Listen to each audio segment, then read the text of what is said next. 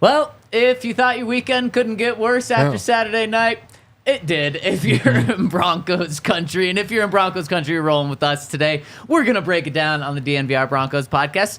Like we said on Saturday, though, the season isn't over. Yep. Still a good chance the Broncos make the playoffs if they take care of business. We're going to break it all down today on the DNVR Broncos podcast. We've got Henry Chisholm, Super Bowl 50 champ Todd Davis, Zach Stevens rolling with you today. Fellas, and a rare Sunday off. How was it, Todd? It was good. I was able to sleep in. I did a little bit of spring cleaning, cleaned out my closet. Been needing to do that for a while. It was like a good day, because we got time off. But then I watched football, and I feel like everybody that I wanted to win lost, and everybody wanted to lose won. So rough day. Yeah, it's crazy how that happened, because it felt like last week, the week before. Going into that week, I was like, oh, this is going to be rough. I don't like any of these teams' chances. I think the Broncos are going to take a beating. Worked out just fine. Yep. They basically got what they wanted in every game last week. Yep. Then this week you go into it and it's like, this looks pretty doable. Yeah. It looks like you're rooting for the favorite more often than not. And next thing you know, everything goes horribly for the Broncos. That's just the NFL, I guess. You can't expect anything because you're just going to be wrong. Yeah, 100%. I mean, so much so that last weekend, everything went so right for them that we talked last week about the Broncos winning the AFC West and overtaking the Chiefs because just that many things fell right for them. And it kind of felt like that had been going on for weeks up to this point. Damn, another week. Everything just keeps going well for the Broncos. This week, the NFL God said, you don't get to lose again and then have things go your way. Yep. But it's far from over. Now, what the Broncos really do have to do is take care of business these final 3 games. And the good thing is, they have the easiest remaining schedule among all the teams that are kind of in this mix to make the wild card. But is AFC West out of the picture? No. Oh. Technically, no. Technically, right? Yeah. I think math-wise, yeah. I think the Chiefs are not a good football team. And so I'm you got to pick them in each of these games, but how shocked would you be if they lose to the Raiders and Chargers? I wouldn't be shocked at all. I would be shocked. You would be? Yeah. Oh, but you saw how bad they were. The Patriots looked so good in that first half. I don't know. These Chiefs are not the good Chiefs. They're just No, they're good. They're not great. Yeah, they're not by great. any means, though. they're definitely not great. No. They're definitely beatable. They're benefiting from a down year in the AFC, I think. Because to me, you look at the top and you got the Ravens up there. You've got the Dolphins, the Jags might be up there. But the Chiefs, to me, did you watch last night? I actually didn't, but I saw it happen. Yeah. Jags. Maybe the Jags aren't up there. But to me, the Chiefs are not in that top tier. That's totally they fair. are much more like the Browns or the Steelers or the Colts or any one of those teams. And if any of them lost to the Chargers or Raiders, I wouldn't be surprised either. Well, and here's the thing. I think for the Broncos, it's make the playoffs. I don't think it's that big of a thing to win the AFC. It gives you that much of an advantage come to the playoffs. Now, obviously, hosting a playoff game so much better than going on the road. But right now, I think there's one class of the AFC, and that it probably just like the NFC too. You have the 49ers in the NFC, then a big drop off, especially after the Cowboys just blanked the bed yesterday against the Bills. And then in the AFC, how can you make a case for anyone else but the Ravens being the class? I mean, the Dolphins do have the record to be up there. Yep. Have they beat a team with a winning record when they played them? Still no. What was yesterday? Who did they play yesterday? They played the Jets. Yeah. The awful Jets. And to the Dolphins' credit, they took care of business. They destroyed an awful team. But, I mean, the Dolphins still haven't beat a team with winning records. So that's why it's man, and the great thing is the Ravens are going to get that 1 seed. They're not going to be playing the first weekend. Exactly. So you're going to, I think, if you get into the playoffs, every team is beatable. Now, maybe after saying that about about the Dolphins, maybe after what we saw the Lions do with speed on offense, you don't want to really face the Dolphins. But anyone else, I mean, you can absolutely beat. So that's why, Henry, I do disagree with you. I think the AFC is out of the picture, or the AFC West is out of the picture after this week, while the Chiefs didn't look great against a bad Patriots team. They got the win, and the Broncos didn't. Now they're 2 games back of the Chiefs. And tiebreakers might still be up in the air, but you're 2 games back with 3 games to go, and the Chiefs have games against the Chargers and the Raiders. If they win both of them, there's nothing the Broncos can do to catch them. Yeah. I feel like we could beat the Chiefs, but I don't feel like any other teams can. Right. And when I watch the Chiefs games, in all honesty, they're like 2 drops away from being closer to the vintage Chiefs that we're used to seeing than they are to who they are right now. Like if two of those guys don't drop a ball every single game, they're gonna look like a pretty good team. Yeah, but they're gonna keep dropping them. They're just going to keep dropping them. Like it's what's going to happen. And the way it works is if the Broncos win their last 3, they need the Chiefs to beat the Bengals and lose to the Chargers and Raiders. Yeah. If the Broncos lose the Patriots and then beat the Chargers and Raiders, they need the Chiefs to lose all 3. Right. So in order to win the AFC West. Exactly. Yeah. So that's what it looks like. But to me, I don't know.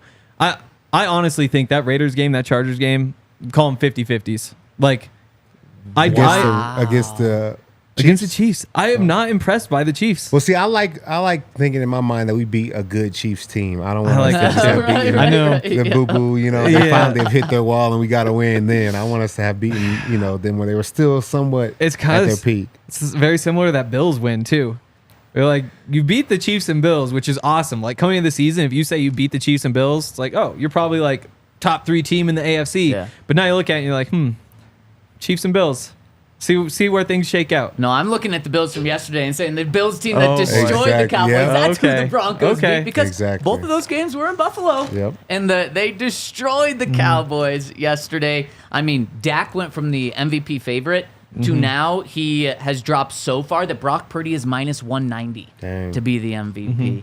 And like going into that game, I was like, oh, I like the Cowboys here. Like they're good. And then you watch it and it just looks wrong when you have Dak Prescott throwing in snow and rain. It's like, of course that didn't work. Like that team just does not. They can't win in Buffalo. Like there's no way. They're just built to throw the ball and play soft and all that sort of stuff. And when you see it actually out on the field, you're like, well, what was I thinking, expecting the Cowboys to win this one? Vegas knew, huh? Because they weren't even favorites. Yeah. The Bills were favorites, right? Exactly. Vegas definitely fooled me. Yep. I was like, no, the Cowboys are legit, and I'm disgusted that I thought that. Yeah. I'm disgusted that I put my money on the Cowboys to win that game. Yep. Because, like you said, Henry, that's why they always fail come the playoffs, is because then they have to play in some weather conditions, and it's not ideal football weather, and they lose. They're a dome team. But one thing before we dive into like the specifics of what happened this weekend and how it impacted the Broncos, what scares me most about you saying, I'm actually scared that you say that the Chiefs games against the Raiders and against the Chargers are 50-50 games. Because what do you think that those are for the Broncos? The Broncos 50-50 games.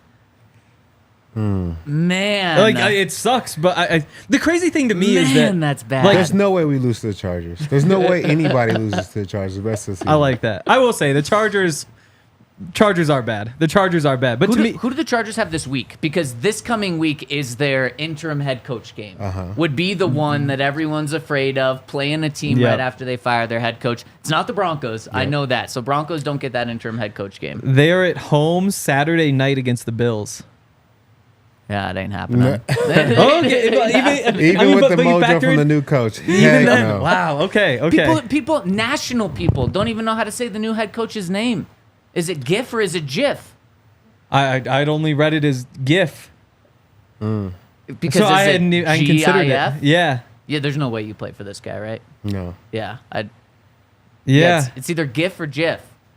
Yeah. People don't even. Yeah, so no. That is interesting. But I will say the Bills Chargers are wrong. lower. That probably isn't a 50-50. The weird thing to me, though, is that like the Broncos, in my mind, are following the path. Like they're doing exactly what we kind of thought they needed to do to make the playoffs, and that's you lose your toughest game. You need to go 3-1 in these final 4. Loss is probably to the Lions. That's a loss that's most beneficial anyway because it's NFC and not AFC. But you look at the way they lost. You're like, well, now I can't really sit here and say I expect 3-0 down the stretch after the way they played. Like, I do think they probably should be favorites in all 3 games, but like they're gonna have to work to put themselves in position to make the playoffs. So, am I getting the right feeling from you, Henry? You think that they should be favored in these final 3 games, but then just how odds play out, and if you were to parlay a slight favorite in 3 games, it's probably not going to hit. It's gonna be long odds. To me, the Raider game is the toughest game. And that one's probably pretty close to a 50-50. The Raiders, I wouldn't be shocked if they're favored by like 1. I agree. And I don't necessarily think that'd be wrong either. Like, especially when you factor in the Broncos have lost 7 in a row to them. Like, there's there's another dynamic there. But yeah, I think that one's pretty close to a 50-50. I think Patriots and Chargers, two very different teams in my mind, but both work out to like scaring me about the same amount. There's like maybe a 40% chance each one of them wins. So what would either you put one of the them wins. line at? 3 for Yeah. each game? Yeah, Broncos 3's favored by 3? Three's probably fair. Against the Chargers too. You said I know. we I get just it. whooped the Chargers. I know. I get it. And that was with Justin Herbert for half the game. Yeah, we're like 7-point favorites in that game. And that one's at home. Yeah. So Okay. if you're putting the line at 3, that's I just get the it. home 3. I think maybe it's just because of the way they lost 42-17. That's fair. There's just some like dark vibes in my mind. Like I've been thinking, like have the Broncos already peaked? Was that kind of like big run they went? Was like that kind of like a peak, and now they're on the downhill side of it. And again, like I don't want to overreact because again, this was the path. Like you lose the Right. game to the Lions, you win the last 3, you've got a good shot at making the playoffs.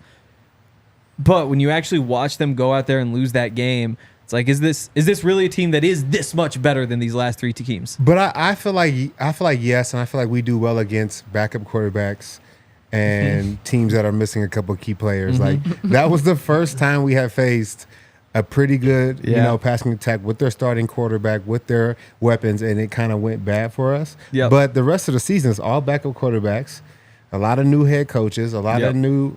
Was it a new GM as well? Yeah, interim GMs the final 2 games. I Have you think really we'll be screw all the right. team up in the next week? I think we'll really be all right. Make some crazy like signings and cuts. Well, I don't think it's that. I think what it is the fact the final 2 games of the season, you're playing an interim head coach, an interim general manager, a backup quarterback. That just shows how much change is there Yep. and how much dysfunction is happening with the team behind the scenes and in front of the cameras and on the field.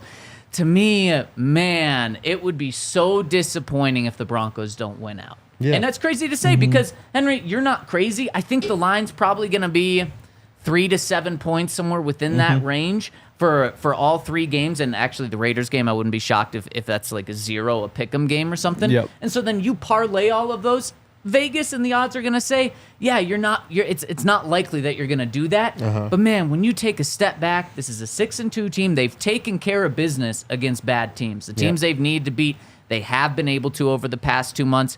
It would be disappointing. Yeah, and then throw it in there. There's another coach that knows he's going to be fired at the end of the year. Like we're in a good position, I think. Todd, you've actually been on a team where a coach has been fired after the season. Did you have a sense as a player? Is there a sense in the locker room, or do players just really try not to focus on that? No, you know. Yeah. And then you try to, if you like the coach, then you try to do what you can to keep him there next year. Yeah. If you don't, then it's just like, well, I'm preserving my body so I can be ready to perform next year. And Henry, you threw out.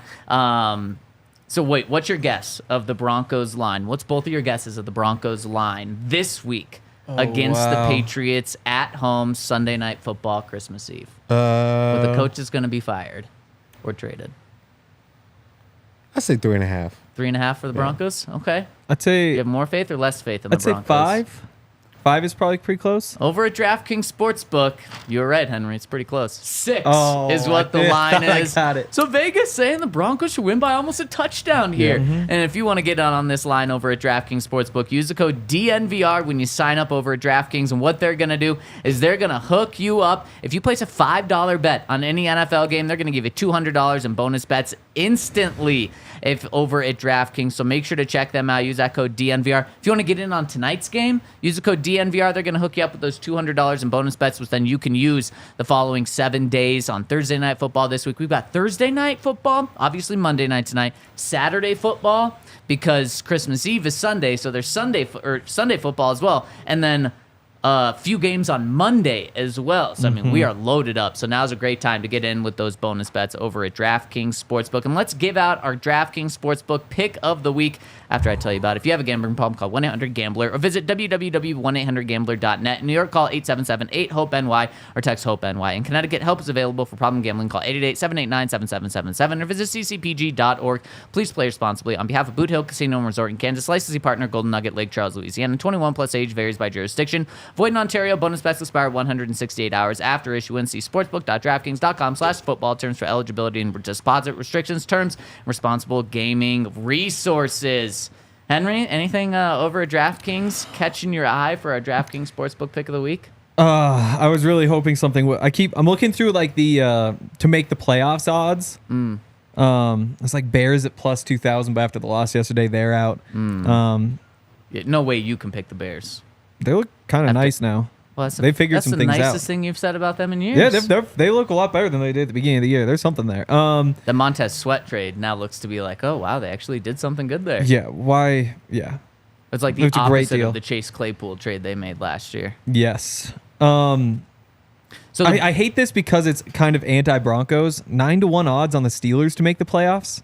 Sitting one game back. 9-1 feels pretty good. For a team that just benched their starting quarterback. Yeah.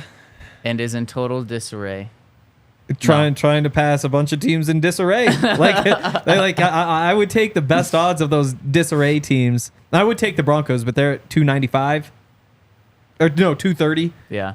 It's not quite enough juice, especially because I'm already heavily invested. Here's Give how me Steelers, yeah. That's I'm gonna go the same route as you. Definitely not the Steelers though. I'm gonna go Broncos to make the playoffs plus 230. Saturday before the Broncos played, they were plus 105 to make the playoffs, and I thought, man, I thought they were going to beat the Lions, but I thought even if they lose this game, I still think they're going to make the playoffs. So the fact that you get 24 hours away from that, and I still think they're going to make playoffs because I still think they're going to win out, and we're going to talk about what those odds look like in just a second. Plus 230, I like it. You know, I'm going with the Browns versus the Texans. Ooh. They have the Browns plus 114 over the Texans. So I think that if CJ Stroud is back, this will be his first game back.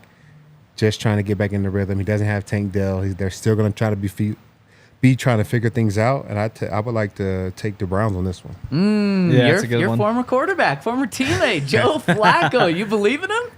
Yeah, he got the fountain of youth right now. He's got the Flacco of youth going right now. Did you see, speaking of another one of your former quarterbacks, man, it just seems like there's former Broncos quarterbacks all across the league right now.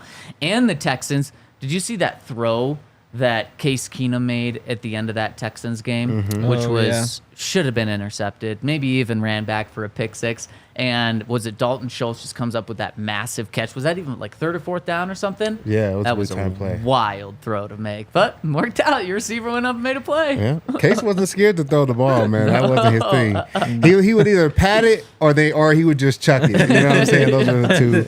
No in between. Case's first game with the Broncos, crazy enough, against Russell Wilson. 3 touchdowns, 3 interceptions. I think it was a 300-yard game, too. And we won that game, right? Yep. Won it. Nice. Let me tell you about our friends over at Breckenridge Distillery. Breckenridge Bourbon, the official bourbon of the Denver Broncos contest, where we're having the battles of the Broncos blends. We got the Ed McCaffrey and the Alfred Williams. You can vote for your favorite and win Breckenridge Distillery and Broncos swag.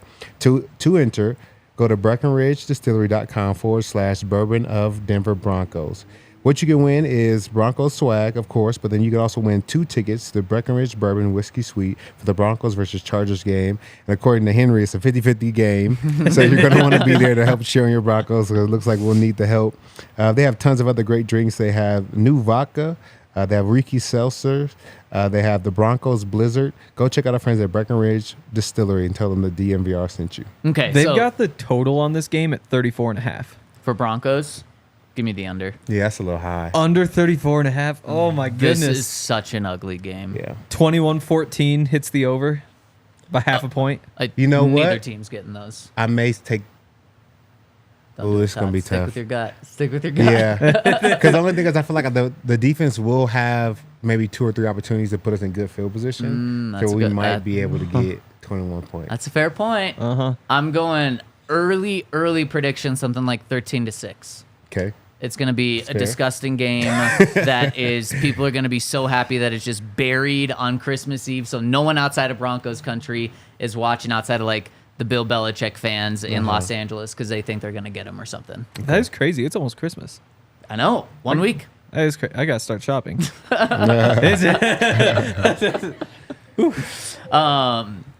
So let's go through what happened yesterday. and break down where it has the Broncos sitting. So Saturday morning, there was actually a couple of games that mattered to the Broncos before the Broncos actually played. We touched on them. And the first game was Vikings and Bengals, and we wanted the Vikings to win because it doesn't matter what the Vikings do now. They're in the NFC. Wanted the Bengals to lose because they were 7-6, and the Vikings had a 14-point lead in the fourth quarter and blew it. They blew it. The Bengals had some magic and ended up winning that game. So now the Bengals 8-6. Then the afternoon game, 2 7-6 teams. You had the Colts going up against the Steelers, and I kind of wanted the Steelers to win that game just because I thought they were trash and going to lose more games down the road. Yep, definitely. They weren't able to even hang with the Colts. The Colts win, so now the Colts are 8-6. And Alyssa, if we could pull up that graphic for yesterday's games too. So then obviously everyone wanted the Broncos to win. So really the Broncos go 0-2 on games they needed on Saturday. And then for Sunday's slate, you had the Bears, who Henry's finally believing in, playing the Browns. Weren't they up too, like 10 points in the fourth or something? Yep, they were. And they blow it. Yep. And Joe Flacco has some magic in him. And then did you see the Hail Mary at the end of that game? It literally hit him in the stomach. And Oh, that was I don't so know bad. how that bounced back up. Yeah. That's just one of those things where it's like, it's so easy to see it in slow-mo and be like, he should have had it. But like in the heat of the moment, it's probably just so hard. But I mean, yeah, it hit him in the stomach when he was laying down. I would have caught it. I don't know You how would've the, caught I it? don't know. Caught it. I don't know how the DB didn't run that back. Like I know you're supposed to get down, that's protocol, but all the speed is in the end zone. Like I got to be Yeah. 3-0 lineman for a touchdown. I'm Yes. going. I'm gonna take it. Absolutely, to get that score. So that didn't happen. Now you have the Browns. Are they 2-0 with Flacco? Yeah, As a starter? 300-yard games, Yep. back to back. Another quarterback hasn't done that for like 40 years or something like that with the My Browns. Goodness. Yeah, I mean, no like way. you look through the quarterbacks who are in like the playoff hunt in the AFC. Flacco's right up there, like In terms of what? just being one of the better ones. I mean, he's in front No of Jake Browning. He's in front of Gardner Minshew. I guess the Texans get Stroud back, so that's not. Sure. But But I mean, in terms of yesterday's slate, yeah, Case Keenum. Trubisky, like. Is it Trubisky? No, it's Mason Rudolph. Oh, now. that's right. It's Rudolph now, of course. I mean, so even more so. Yeah, exactly. Eight Raiders are out. Aiden O'Connell. I mean, the Browns might have what they need to make the playoffs with Flacco. I mean, They're gonna make the playoffs. They're gonna make the play. Like, Yeah. yeah, it's yeah. they're gonna make the playoffs. Yeah. I agree with you because 9 and now, 5. It's a lock. Now they're basically. 9-5, 2-game lead on the Broncos. And before we take a bigger picture look, let's continue to go through these games. The Jets, with 8 minutes left in the third quarter, guess how many yards of offense the Jets had? 8 minutes left in the third quarter, so 2.5 quarters had been played. How about 79? 79. Dang, I was gonna go 86.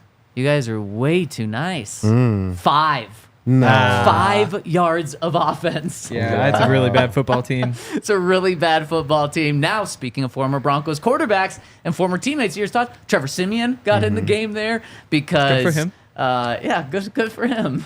Aaron Rodgers coming back. Why would he? Is there any Yeah. point? Is there any way they make? No, the they're eliminated No. from the playoffs officially now. Yeah. So, Back. Dolphins looked good. Broncos technically, I guess, needed the Dolphins to lose that game. They didn't need them, but it would have helped them a little bit. But that one didn't really matter. Then you had the Patriots playing the Chiefs. If the Broncos really wanted to stay in the AFC West picture, you need the Patriots. At one point, the Patriots were up 10-7 Yep. in the second they looked quarter. good. And I don't think the Patriots scored again that game. No, they did. They got did. one more touchdown. Game ended 27-17. And one of the craziest plays, Henry, Todd, you talk about the Patriot or the Chiefs receivers dropping passes. Did you see the one that Kadarius Toney dropped that made Patrick Oh, that was a Mahomes pick. lose He his almost- mind? Yeah, He almost did it again too.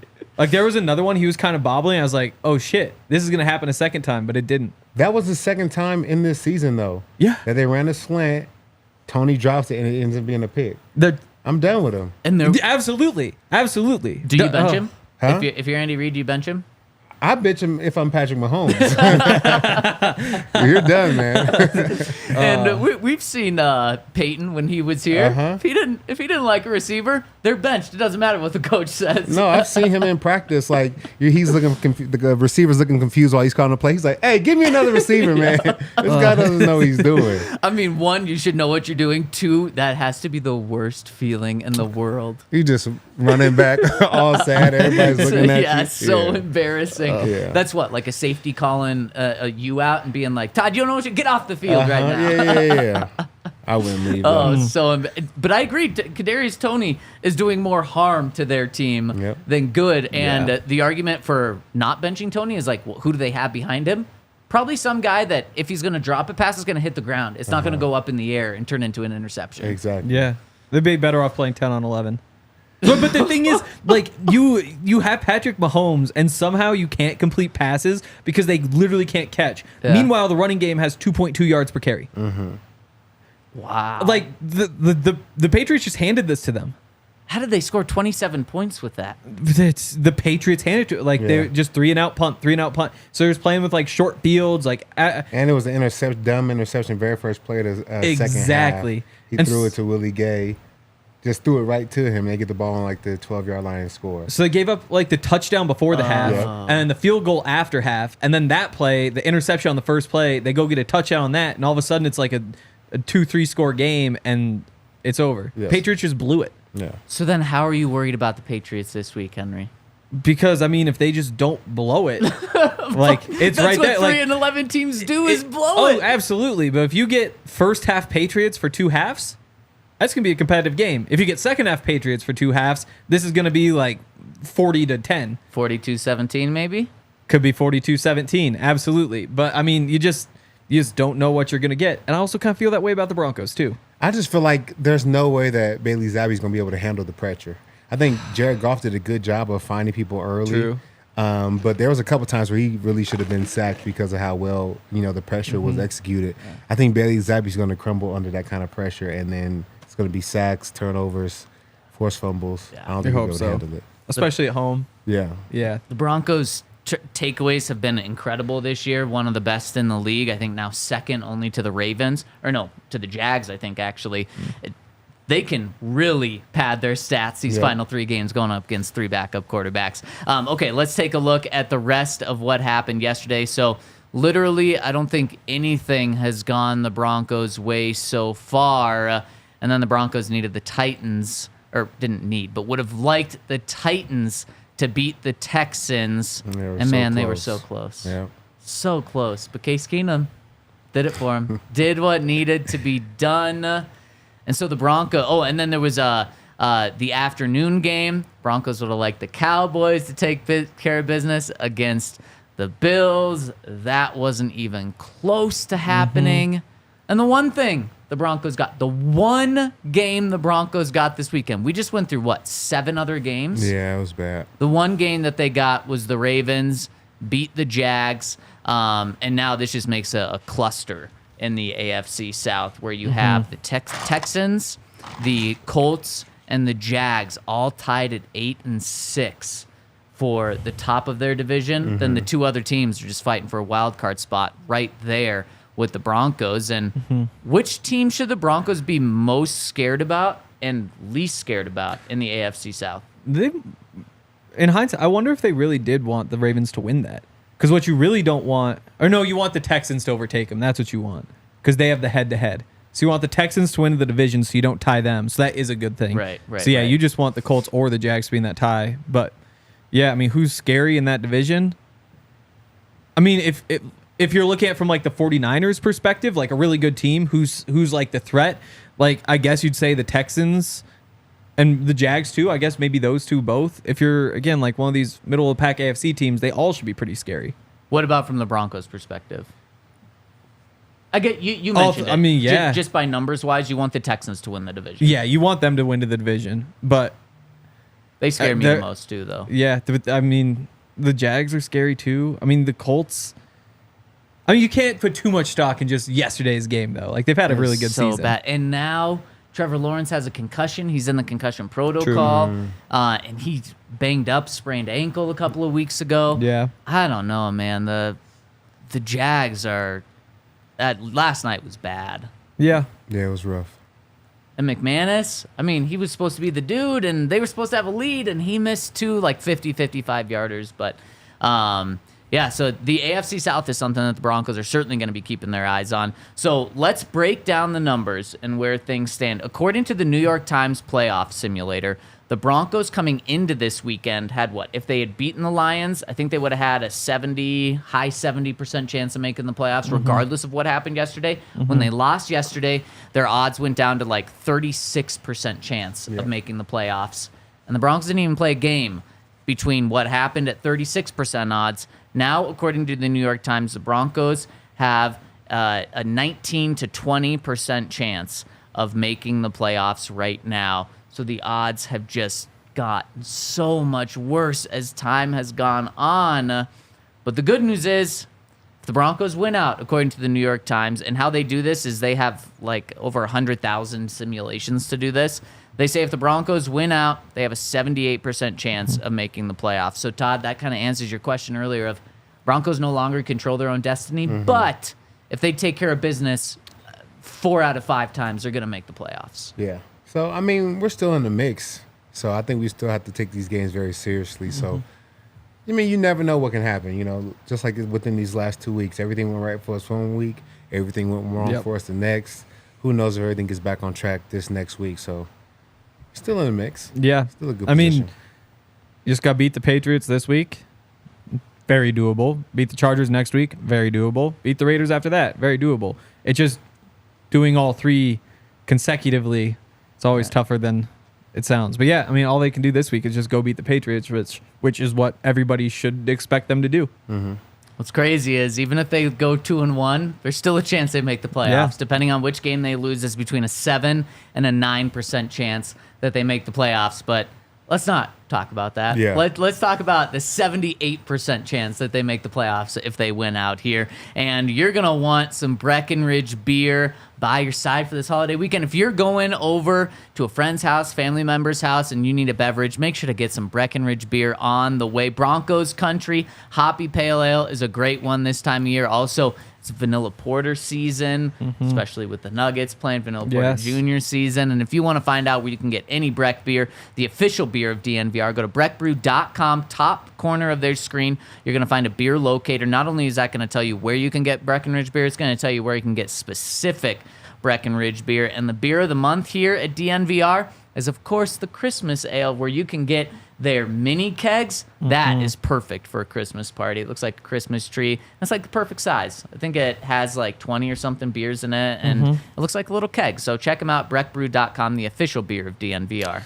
And go check out FOCO, too, especially if you're trying to do some last-minute Christmas shopping. They've got a whole bunch of awesome stuff, Broncos gear, Nuggets, and Avs, and, I mean, basically any team you could think of, they've got something there, whether it's bobbleheads or pajamas or Christmas ornaments, or there is so much. Just head on over to fo.co and use the code DNVR, and you'll get 10% off all non-presale items. So go check that out. They've got the Aloha shirts, the straw hats, polos, bags, everything. Head over to FOCO, use that code DNVR for 10% off. All right, let's jump into the inside scoop with Todd Davis. Todd, break it down for us.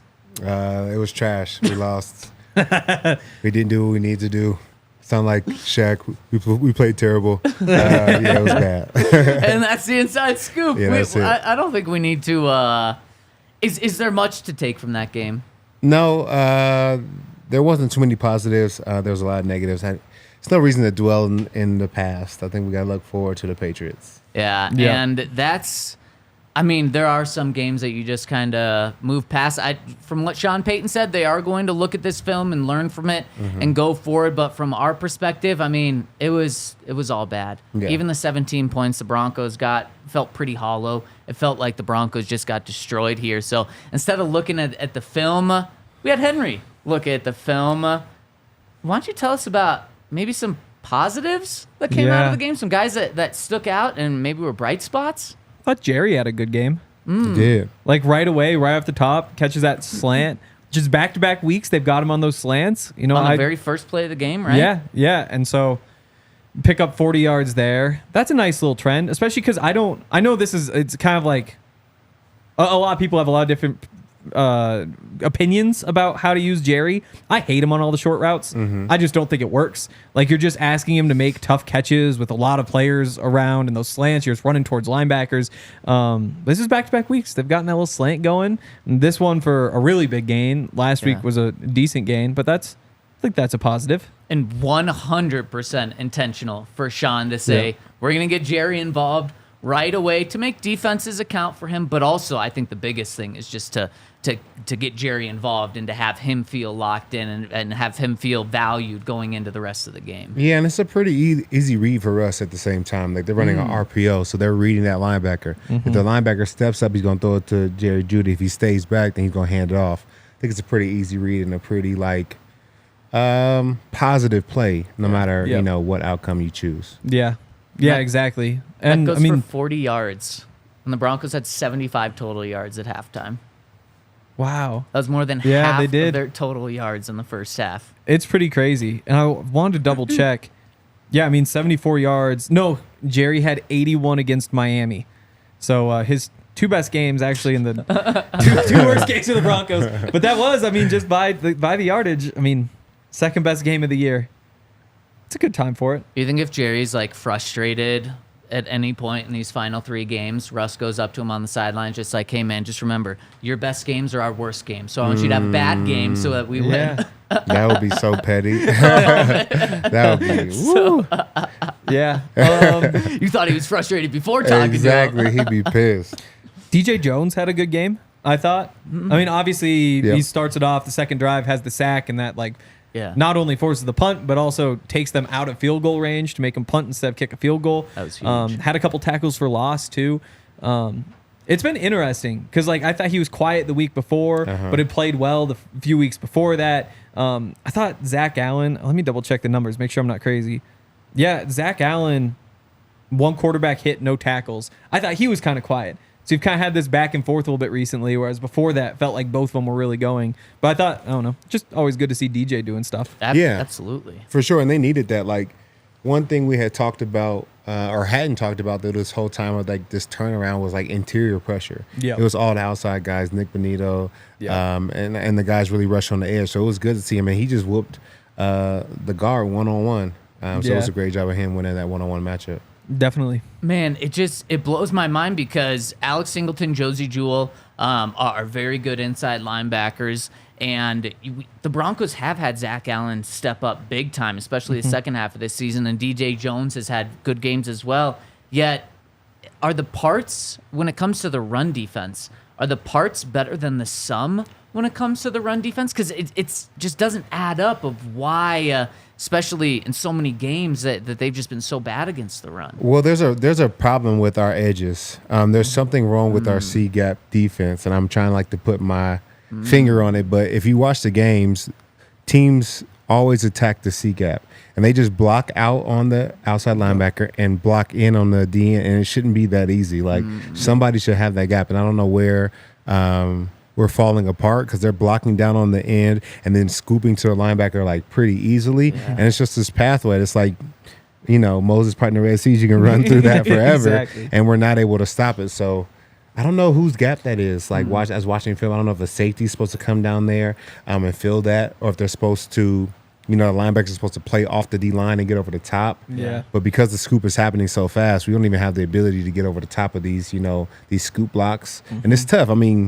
These guys are 330 coming up to get you and trying to get around it and get squared and make a tackle. It's a tough job. And it feels like they're doing it different ways too. It'll be the stretch runs where they'll open up, but it'll also be they'll run those powers. And we haven't seen quite as much of that recently. It felt like beginning of the season there was a bunch of it, but even in this game, it felt like there were a bunch of runs that were off of a play action power type look. So they're pulling these blockers, and you get the linebackers committing. You're getting the defensive lineman trying to get over, but all of a sudden it's just a pass, and so you just have this extra second because everybody's so worried about seeing these pullers coming that it just creates more time in the pocket.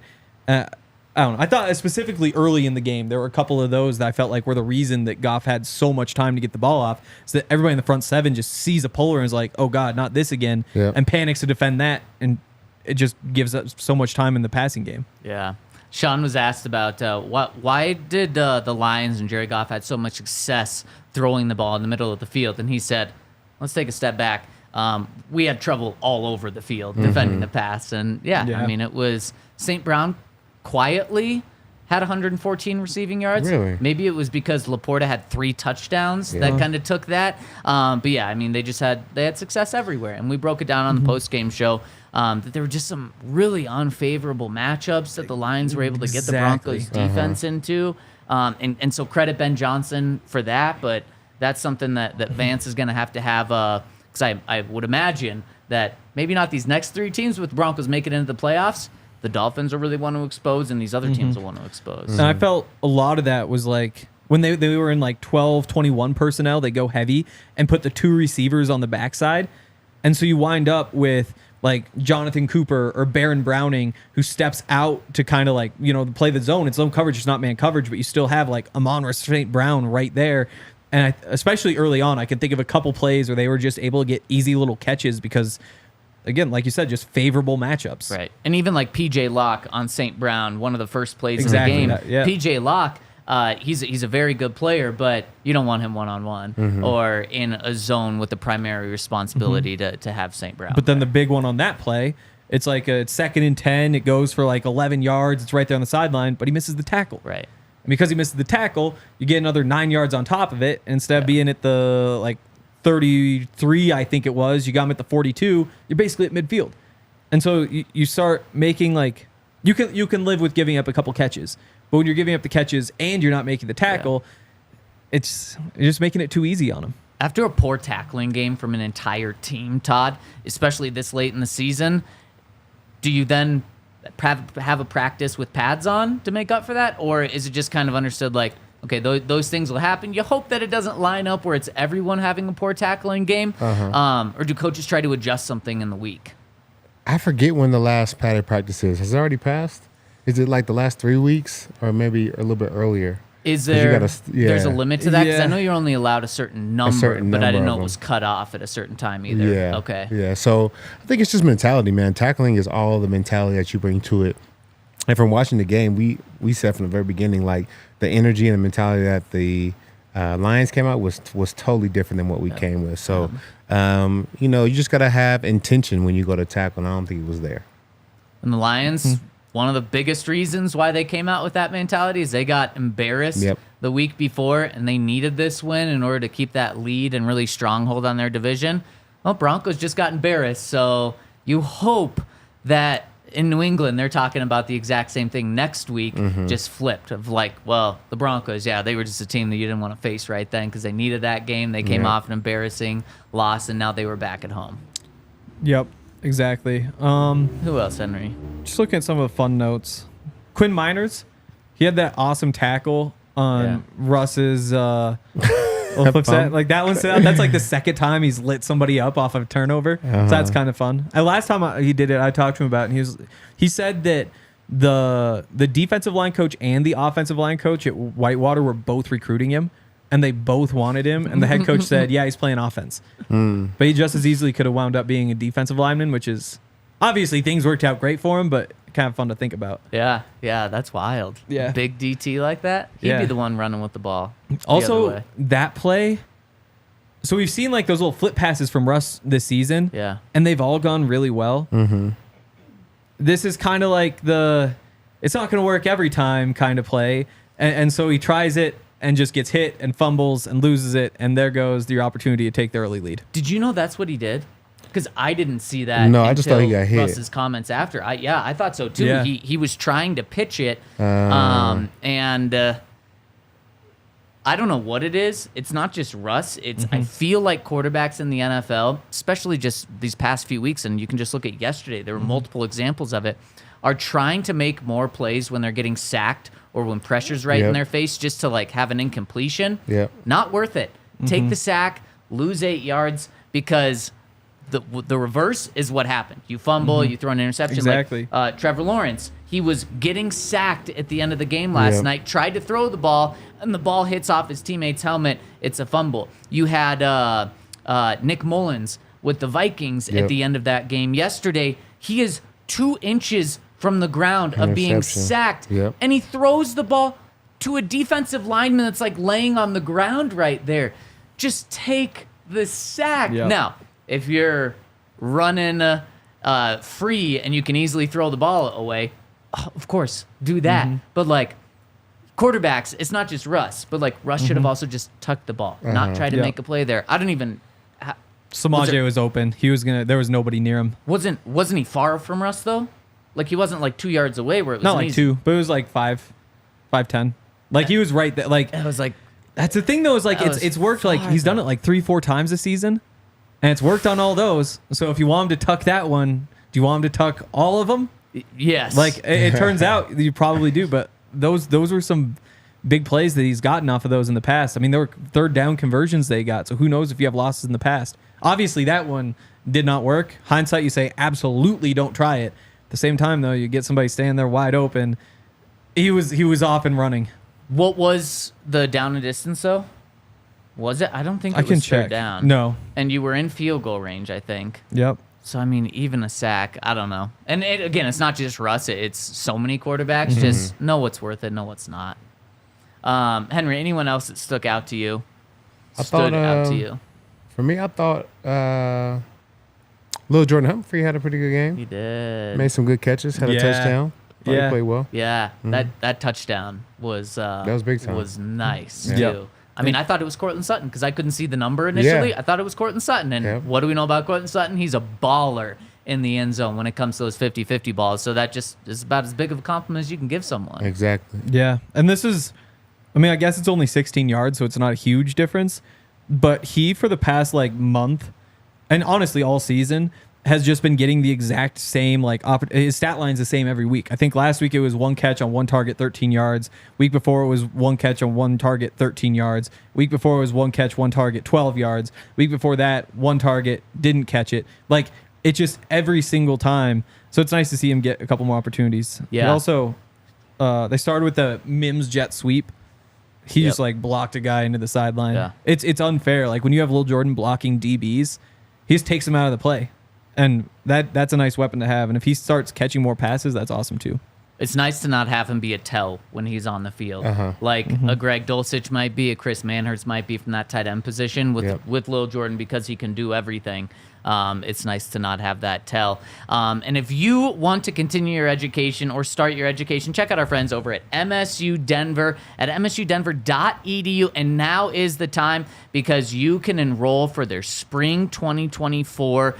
They've got their applications open right now over at MSU Denver, and they have over 90 majors, and you can also create your own. So if you want to, whether it's start your education, continue your education, the great thing about MSU Denver is they are very flexible. Whether you want to be a full-time student, whether you want to work and do classes on a part-time basis, they are there for that. So if you want to get a degree in business, hospitality, aviation, to the arts, education, healthcare, they've got it all. So check them out over at msudenver.edu. And check out our friends over at Red Hawk Roofing. Denver's best roofers have joined the DNVR team. They use quality materials. They have decades of experience. They're huge DNVR supporters, and the great thing about them is they have a free, no-obligation roof and property inspection, and they also do a free in-depth photo report for all inspection. Winter is coming, so don't wait to take care of any issues before the big storm hits. Be sure to check out Red Hawk Roofing at redhawkroofing.com and tell them DNVR sent you. All right, before we wrap up this conversation, let's put a bow on it. Todd? You think I like that? That was nice. Do you think you practiced that the past couple days? I've done a couple bowls. Yeah.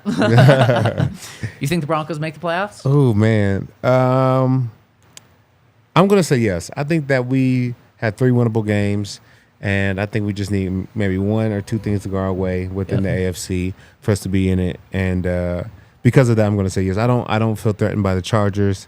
Raiders is gonna be a good game, but we should definitely take care of the Patriots as well. So I think we'll go 3-0 down the stretch. Henry, I've got to say no. I mean, you gotta pick a 3-game win streak, and even then, like, let's see, how would that work? it's like 2 coin tosses. You got to win 1 or 2 coin tosses, which is like a pretty not a bad situation to be in, but like you've got to win all 3 games, and then there's a chance you're still screwed. And I think winning all 3 games, no matter who you're talking about in the NFL, is just a really hard thing to do.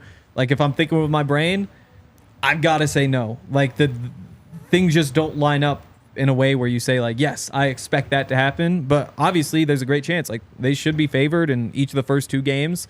Third one, maybe 2. So it's right there for them. You guys are both right. Right now, the Broncos are not likely to make the playoffs because they've got like a 19 to 21% chance of making it as it stands right now. And if they win out, Todd, like you said, then they've got a 78% chance of making the playoffs. The way I want to look at it is, will the Broncos take care of their business? I'm going to trust Sean Payton. Broncos have gone on a 5-game winning streak against much more difficult opponents. I'm going to say they take care of business. Then I'm going to say that math will math and will work out for the Broncos, and they will make it.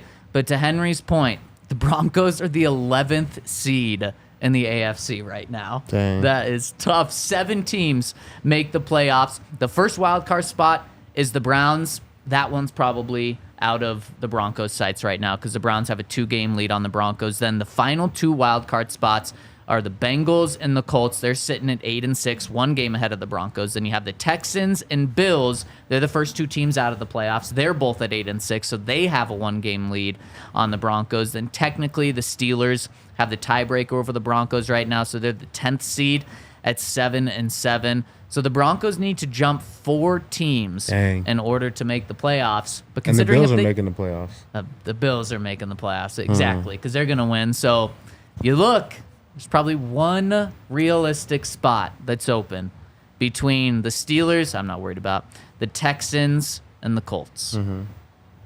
That's it. Dang. And the Who do Broncos the Colts take play one this of week? those. This week the Colts are playing the Falcons. Dang, and they just lost to the Panthers. Yep. That is tough. That is tough. In what, a 9-6 game or something? Horrible game. I mean, both of the Panthers' wins have been just awful games. Yeah.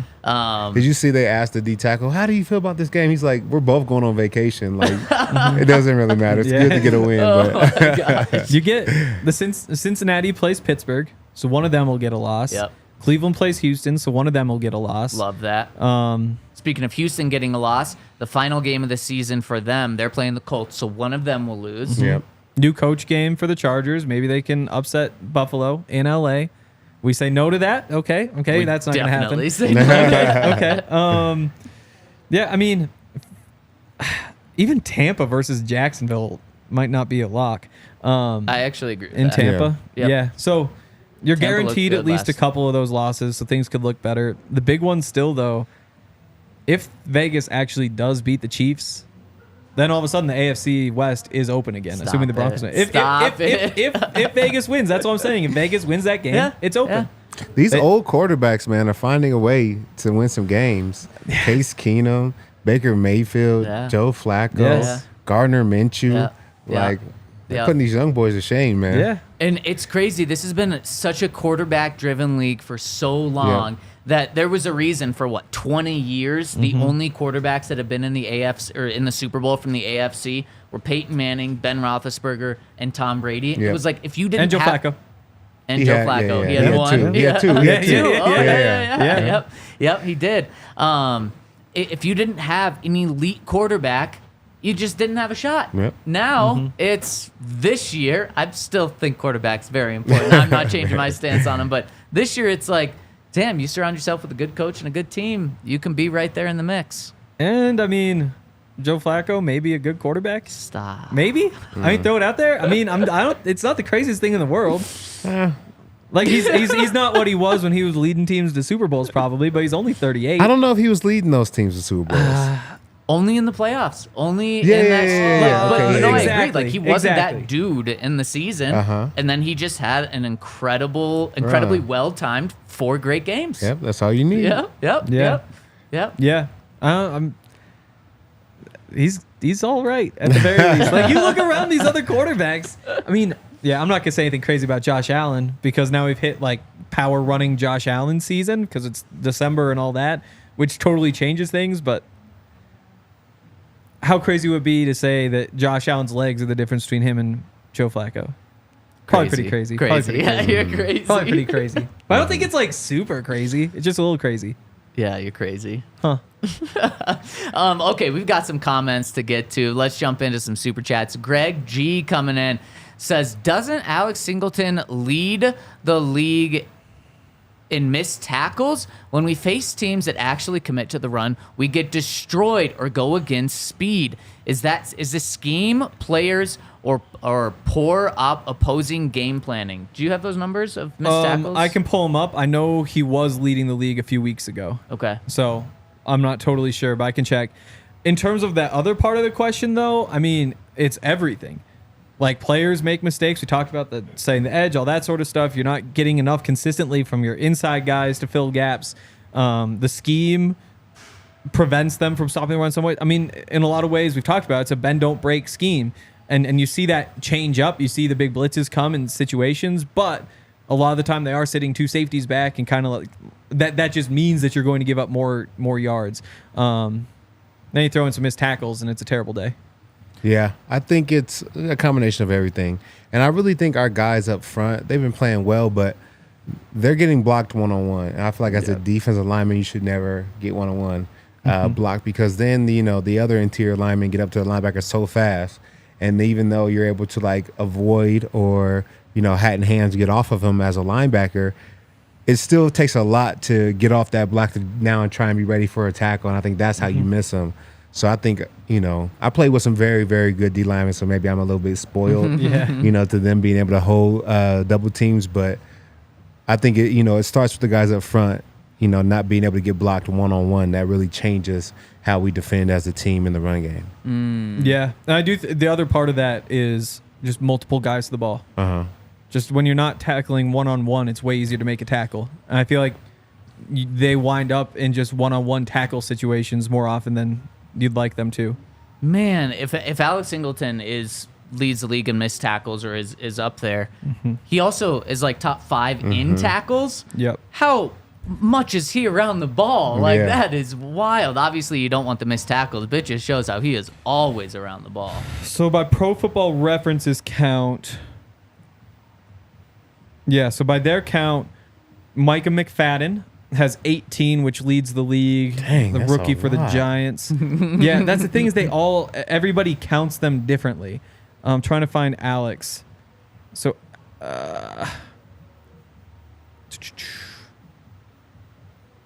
Alex Anzalone is number 2. Alex Singleton's 55 with 9.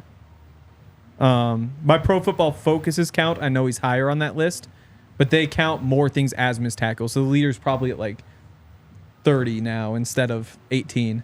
That's the thing about stats in football. That's crazy. Yeah. 30 tackles is the difference between like leading the league and like 30th in the league. Exactly. Crazy. Yeah, that is wild. All right, let's hit one more super chat that we've got here. Coming in from our friend Danny, says, love the way the boys have turned things around, but in all honesty, except for number 2, none of our Broncos can displace Lions starters. Tired of Sean Payton's condescension and lack of respect. Fear the Pats. Where's the condescension and lack of respect coming from Sean Payton? I don't know. Maybe him yelling at Russ? Yeah. I also think... I think Sean himself can be a little condescending. Right? But is this talking about like other teams opponents? Or current I don't players? Because I haven't got that he's talked down to other opponents. Yeah, that's fair. I mean, I would have to imagine the lack of respect is about Russell Wilson and the sideline interaction. Yeah. Right guard Quinn Meiner's absolutely starting over Graham Glasgow. So there's one. Yep. Hasn't Graham been good this year? Not Quinn Meiner's good. Last couple weeks he struggled. Okay. Yeah. Okay. Yeah. Edge rushers, they've got Derek Barnes. Aiden Hutchinson's going to be a starter. I wonder, John Kaminsky, Benito Jones, Isaiah Buggs. I don't watch enough of those guys to say. Right. I'd take Zach Allen and DJ Jones. Yeah. But again, I don't know. Yeah, probably. I don't know. They were playing like some dogs. They were playing in that game. In that game, they played pretty crazy. well. In Alex general, Anzalone, Jack Campbell, Josie and Alex. Yeah. Tough. I mean, you got rookie in there. They're very similar in the way they attack the game. They get a lot of tackles. They blitz really well. All three of those guys, like that's actually like pretty similar group. Yeah. Ooh. Kirby Joseph or Justin Simmons. Yeah, there we go. I'd take Justin. Nickelback, Brian Branch or Jaquan. Brian Branch has played well. I take Jaquan. Yeah, Jaquan. Yeah. There's, I mean, all of a sudden we found like 5 right there. What coaching staff would you want? Bro, after what they did on Saturday, like the Lions were just on top of everything. Like everything they did, the way they're getting guys, the matchups, all that sort of stuff. Based on that game, how do you not take the Lions? Right. Yeah. They just had great ideas from start to finish. Yeah. It's Do fair. you feel like it's because Dan Campbell was able to learn under Sean, and maybe he just remembers, because when you're young, you're soaking up all the knowledge, so he remembers every little detail of how Sean prepares. Right. And I don't know if Sean remembered everything that he told him, but he was like, I got this guy. Like, I know exactly how he's going to attack us. He was ready. Yep. He certainly was ready. And speaking of that interaction, that sideline interaction between Russ and Sean Payton, maybe we'll dive into not the interaction and what it looked like, because we talked about that after the game, but more so what it means moving forward. Sean, today. Quick, what did you say about that? I'm just curious. I should watch a post-game show. Damn, you weren't watching? What was the vibe? Dang, bro. What was your feeling of it? Sheesh, bro. People yell. I think somebody on Twitter made a great point when they just cut up a bunch of clips of Peyton Manning screaming at people. Mm-hmm. It's like, well, I mean, come on, this is football. Like, sometimes you yell. Like, that's just how football coaches, a lot of them, especially like the Sean Payton tree, they communicate through yelling. Yeah. More often than like the normal person would, because it's kind of an insane thing to do. That's just the business. And without knowing what he said, like if he said, Russ, you're an effing idiot. Why did you do this, you MFer? Then that's totally different than, I can't believe they freaking did that. You got to like do it. Like there's just so many different tones. Like just the fact that he was yelling isn't a red flag in any way to me without knowing what he said. Yeah, and he didn't like Dalton Reisner him or anything like that. Exactly. It definitely was the heat of the moment. That's what Sean said today. He said it was the heat of the moment. Russ and I have a great relationship, and I have nothing to add to that. The only counter to what you said, Henry, is we've seen him do that to Russ multiple times now. We haven't, just because we haven't seen it doesn't mean it hasn't happened, but we haven't seen him do it to anyone else. Whether it's another player, whether it's another coach, we haven't seen it to anyone else. There was one with Vance, that's the most important person in your team, though. Yeah, your quarterback. Yeah. You get all the glory, you get all the blame. Like we go as the quarterback goes. We talked about it. Yeah, that's that with the AFC and the quarterbacks. Are, like it's all about you. Yeah, and if you get it right, we're gonna be all right. If you don't, then it's a huge problem. Yeah. Yeah. No, 100%. Yeah. So I wonder if you were to go through like the 10 quarterbacks who are still in the playoff race, where would Russ rank? That'd be kind of a fun game. I love that. I love that conversation because it is kind of interesting. Yeah. Like there's a lot of weird discussions there. Maybe we'll do that later this week. Flacco, Allen, Russ. What do you do? It's great. What do you do? Answer that really quick. What do you do? I don't know. Oh my goodness. I mean, playoff football. You've got Josh Allen. You can just like QB sneaks work. You want power options, they work. Now that you've hit the point of the year where you can run him and like if he gets hurt, it's just like, yeah, absolutely sucks and it hurts the team, but also we need to do what we do best, and that's what it is. Like you've got to put him up there. I take Russ over Flacco. 100%. I think that, I mean, it's like maybe it's a Josh Dobbs thing, you know? Yep. Shows up, things go well, you get the tape, figure it out. But I do, if somebody wanted to make the argument the other way, I'd be curious what they'd say. Does Russ have over 300 yards in this season? He has 2, and they were both in the first 3 weeks of the season. Yep, week 2 and week 3. And so going into week 4, he had a chance to throw for, if he had thrown for 300 yards, would have been the first time in his career he did it 3 games in a row. And then since he hasn't, which is wild. All of a sudden they just stopped throwing the football and they started winning. But yeah, Henry, I agree with you. I'm going Josh Allen, Russell Wilson, Joe Flacco, who's on a practice squad 4 days ago. Don't forget about that. Quarterback rankings. Todd, any disagreements there? No, I'm with it. You going the same. All right, we're going to be rolling with you guys tomorrow. PS Tuesday is back. Pat Sertan's going to be in studio with us, so make sure to stay tuned. Probably noon tomorrow, so stay tuned to DNVR Sports on YouTube. Thanks so much for rolling with us. We'll see you. We all silly like the mayor.